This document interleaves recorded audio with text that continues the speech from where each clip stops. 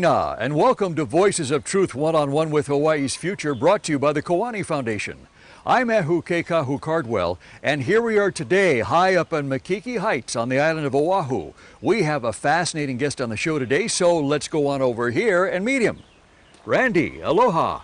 Aloha. How are you? Okay. Randy good. Ching. Did I say your name right? Yes, you did. Wonderful. Randy, tell us where in the world we are today. Okay, we're at the Hawaii Nature Center. Hawaii Nature Center is a nonprofit, and it's basically exposing elementary age school children to the outdoors, to nature, to the forest, to the streams, and various animals such as birds. So what we do is we take them on these half-day programs where we do things with them and expose them to various adventures in the wild. Wow, so the school kids get to come here and learn about the environment, what's outdoors. And I guess for some of them, this is their first experience doing it. Yeah, unfortunately, and I say that unfortunately because a lot of them are very much indoors. They almost never get outside into the forest. So for a lot of them, this is the first time in the forest. Yeah, there's no computers or iPads out here. Nobody climbs trees anymore. That's a really sad thing is that when I was growing up, we used to actually climb trees. Yes. This generation of elementary school age children, none of them climb trees. Wow. If you asked them to climb a tree, they would have no idea how to do it. Wow. And that's a really sad thing. Wow. It's a very sad Wow. So the Nature Center here has different paths and different things along the paths for the kids to see and for us to see today, I guess, Sure. yeah? Good. So what is this right here we're looking at? Okay, so this is the taro lo'i. This is run by or maintained by volunteers and staff. So the Hawaii Nature Center has a couple of staff people directing all the volunteers. There's a bunch of volunteers that act as docents. They take the children around. I was a docent for about 5-6 years here. And basically this area right here is maintained by the docents and the staff, and they occasionally have to deal with marauding pigs, wild pigs, but you know, that's part of having a lo'i out here. Most of the time it's pretty safe, but once in a while the pigs get really hungry. And they come in and eat them. Wow, amazing. Yeah. And so I see a path up here, and I noticed there are some hikers coming up another path. Can we go up there and see what's up there? Absolutely. Let's go on up. Now, how come you got involved in this? Okay, well, the volunteer coordinator for the Hawaii Nature Center is Pauline Kawamata, and I met her a long, long time ago doing my Sierra Club sort of activism, and so Pauline said, hey, would you be interested in being a docent here at the Hawaii Nature Center working with 2nd, 3rd, 4th grade children? I said, sure.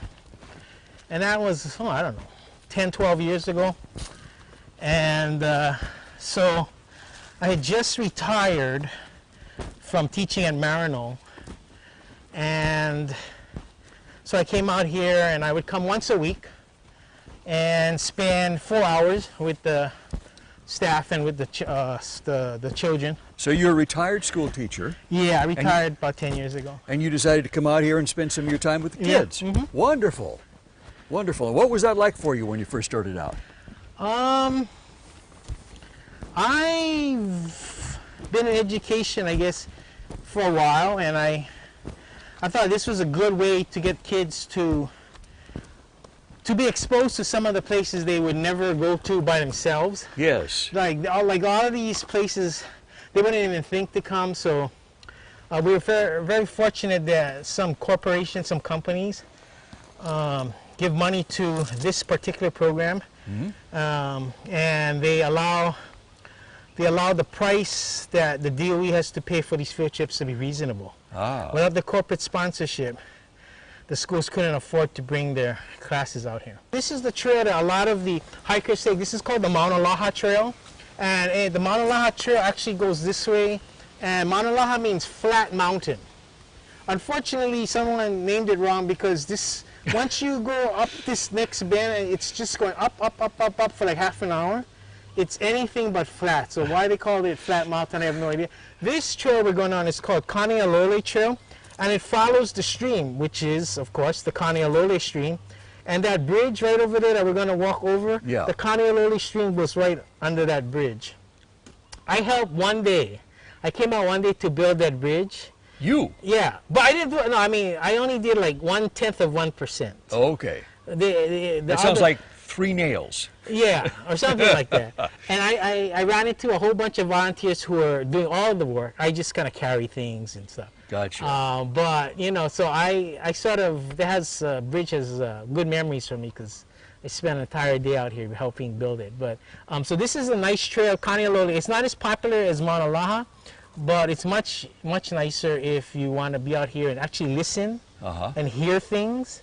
Because everybody goes that way, and so it's hard to hear anything because there's people talking all the time, and you can't really hear. But you go this way, you can hear the birds, you can hear the water in the stream. Really? It's really nice. Wow, Randy, can we walk over there Sure, on the bridge? sure. I want to see the bridge you helped build, Yeah. and then we want to listen to what's over there. What made you want to get involved in this kind of work? Oh, I've been interested in this for, oh my God, my whole life. When I was a young kid, I was very much interested in protecting plants and animals and streams and mountains and farmland, and I can't remember when I wasn't interested in environmental things. I think when I was 8 years old, I wanted to be a Sierra Club member. I mean, Is that right? yeah, I can hardly remember a time when I wasn't interested in just being outside and sort of helping to preserve what's left.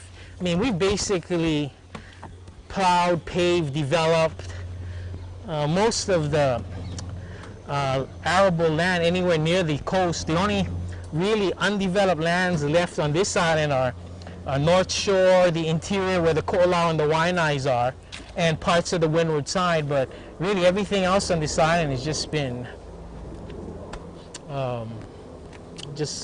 overly developed. So this is the bridge you helped build, yeah? Sure. Wow. And I Yeah. can see what you mean. Other than the helicopter that's going over right now in the background, once the helicopter's gone, you can hear the water here. You can hear the birds, and you can hear the wind coming Yeah. through the trees and the leaves, as we can right now. I really like this spot. It's pretty cool. There was a whole bunch of weeds and invasive species, and about 15 years ago, Aaron got some volunteers from the mainland, I think it was Utah or something, and had all these kids from Utah who didn't know a native from a non-native if their life depended on it.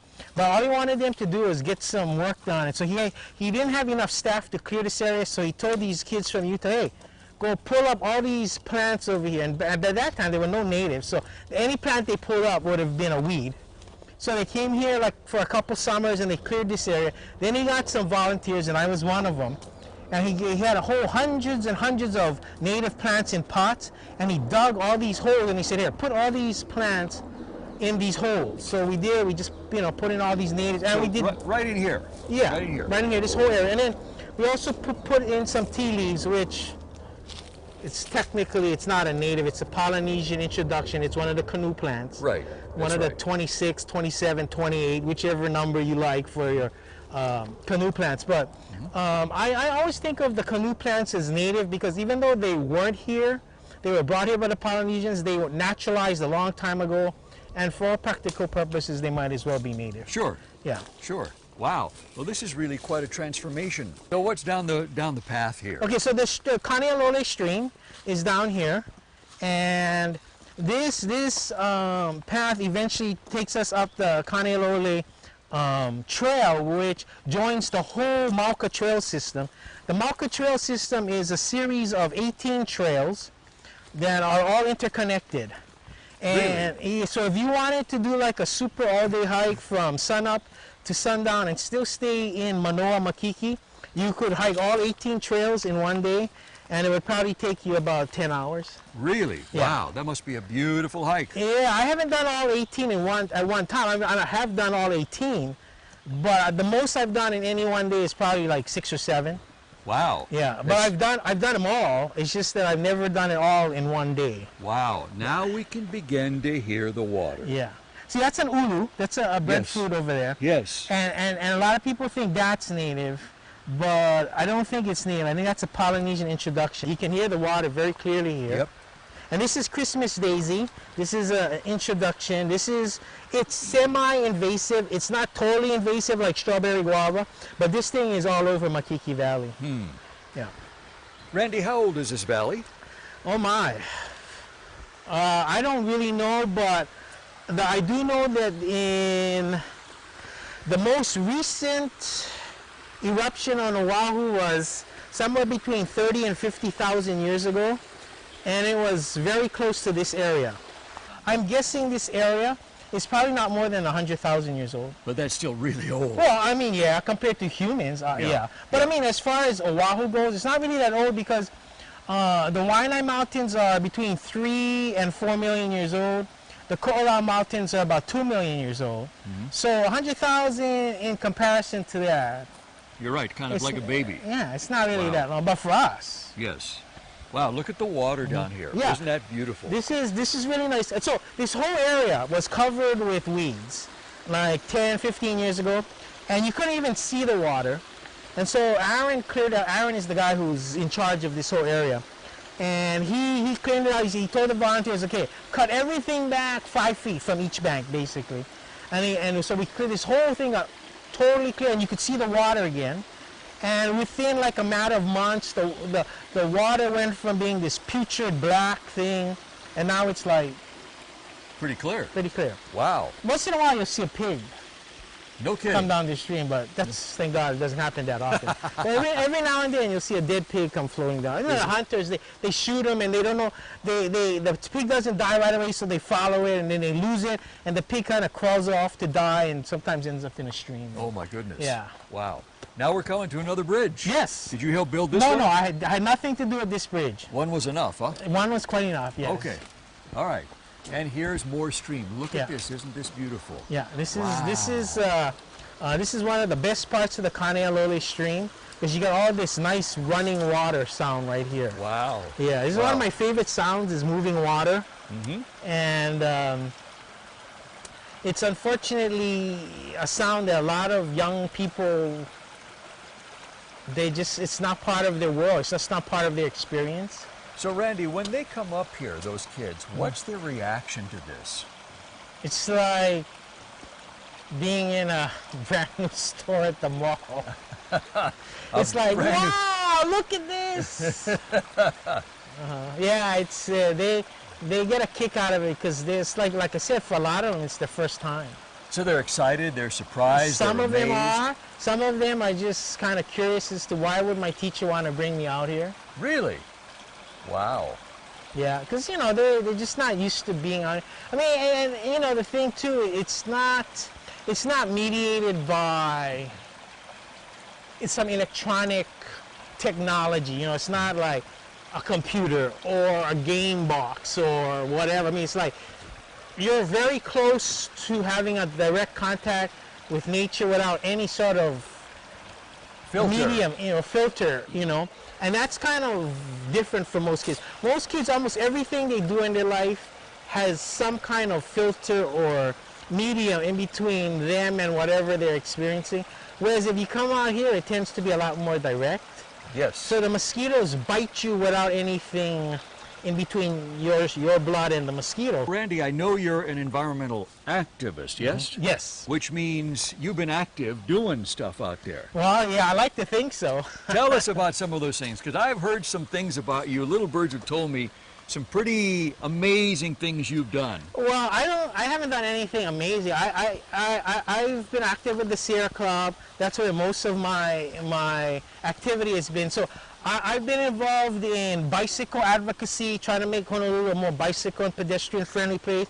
I've been involved in keeping trails open, keeping access to our hiking trails as much as possible open to the public and not being closed down by private corporations or private landowners. I've done a lot of work on development issues such as Coral Ridge and Ho'opili. Well, wait a minute. Tell us about that one, because I think you were involved in some actions that I guess some people didn't like, huh? Right. Well, one of the things that I got involved with a couple years back was we're trying to stop the pavement of the two best ag lands left in the state of Hawaii, Coral Ridge in central Oahu, and Ho'opili, which is on the southern end of the Honouli'uli area, near Kapolei and Makakilo. And a lot of the arguments we use to convince people that they should help us stop this is that 30 to 40% of all the produce consumed on this island is grown on Coral Ridge and Ho'opili. Really? Yeah, and that's so 30 to 40%, and we need to move towards food sustainability, because right now on this island we only grow about 10% of what we consume. One of the things we tried to do was stop Castle and Cook Homes from developing Coral Ridge, and stop D.R. Horton from developing Ho'opili. One of the actions we did was I paid for this huge banner about 15 feet long, which said, "Stop Ho'opili, too much traffic," or something. And so we had this big banner over this overpass on the H1 in Pro City, and the cops came and said, hey, don't do that. That's illegal. And I says, so we asked them, well, where does it say this is illegal? Show me the ordinance which says this is illegal. And they couldn't find it. They cited this ordinance, and we went and looked it up, and it had nothing to do with what we were doing. So we said, hey, look, this ordinance, we looked it up, we're not doing that. So we're going to keep holding this banner. And they kept, every time we did it, somebody called the cops, and sure enough, the cops came, and they cited the same ordinance, like 3 times in a row. They cited the same ordinance. I said, this is the 3rd time that we're telling you we are not in violation of that ordinance. What we're doing here is perfectly legal. And they wouldn't believe us. And so they called their station commander and, Captain, you know, there's these guys out here holding this huge banner over the Ka'ahumanu overpass, and they say it's legal, and they're not in violation of ordinance such and such. And so eventually we called some lawyers, and we got the ACLU involved, and it was a big to-do. And we were just trying to figure out how can we reach as many people as we could for at a reasonable price, like a banner. Like free. Like free. Yeah. And, you know, and get the message out there that, hey, this is this terrible development going on. We're going to lose tremendous amount of food production, way more cars and congestion and traffic. And so, you know, that's what we did. And I've done stuff like that. I like doing stuff like that. It's kind of good fun, actually. You know, yeah. Wow. I've never heard it really described that way, but thank you. It is. I mean, because, you know, if I don't do it, you know, I mean, who's going to do it? So, you know, it's good. Somebody has to do it. Yeah. So, Randy, why is this, I totally get why you're passionate about this, but why is this important for Hawaii and the planet? Whenever Captain Cook came here, there were somewhere between 800,000 and 1 million native Hawaiians, indigenous people, living in what we call now the state of Hawaii, and they were 100% sustainable. They didn't have to import a single thing to survive. They had everything they needed in their ahapua'a. We import 90% of the food we consume here in the state of Hawaii. Big change. Big change. And are we better off for it? And I would argue that that's a questionable thing. I mean, it's not obvious. You know, people say, of course you're better off. We have refrigerators, computers, 57-inch plasma, you know.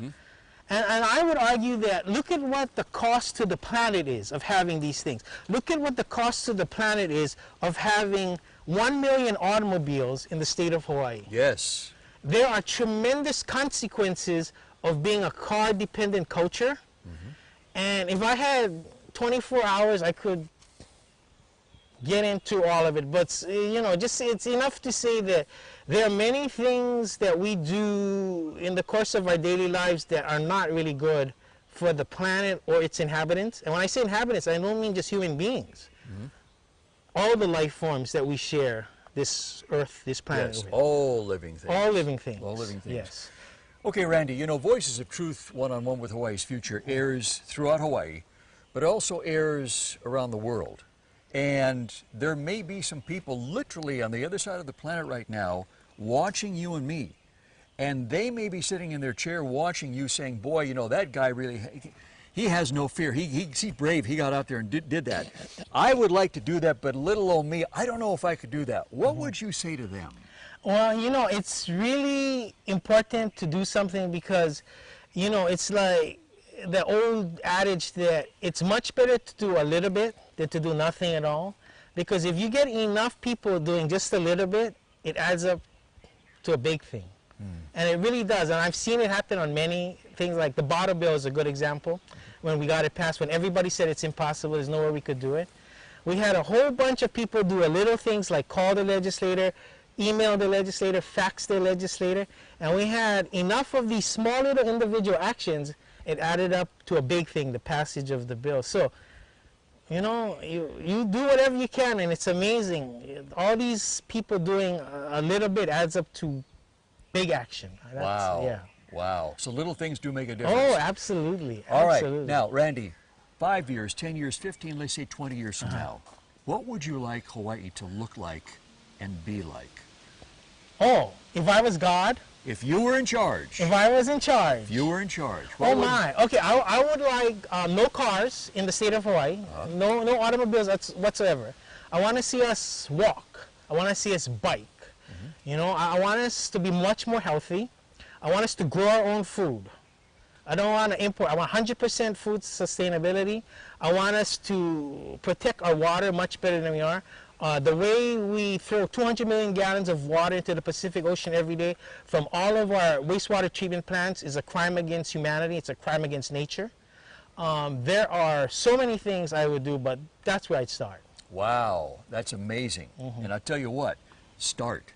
And don't stop what you're doing. What you're doing has really impressed the heck out of me, and I'm sure our viewers too. Randy, thank you so much for being on Voices of Truth One-on-One with Hawaii's Future. Thank you for doing all the things you've done to make Hawaii a much better place to live. You're welcome. And to our viewers, mahalo to you for joining us here in Makiki Heights in this wonderful place on Voices of Truth One-on-One with Hawaii's Future. Remember, you can watch us on the web 24/7 on voicesoftruthtv.com. I'm Mehu Keikahu Cardwell with the Kiwani Foundation. And until next time, ahui ho!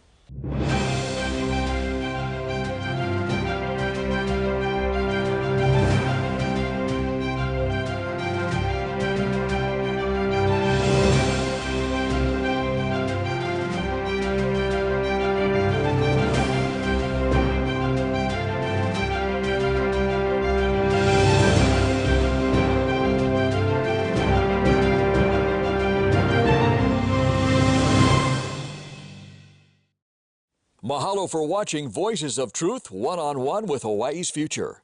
Watch us on the web 24/7 at voicesoftruthtv.com. You'll find all our shows, including this one, in case you want to see it again or share it with family and friends. Also view our weekly video commentaries at freehawaiitv.com. And check out our blog, published daily, at freehawaii.info. It's all part of the Free Hawaii Broadcasting Network.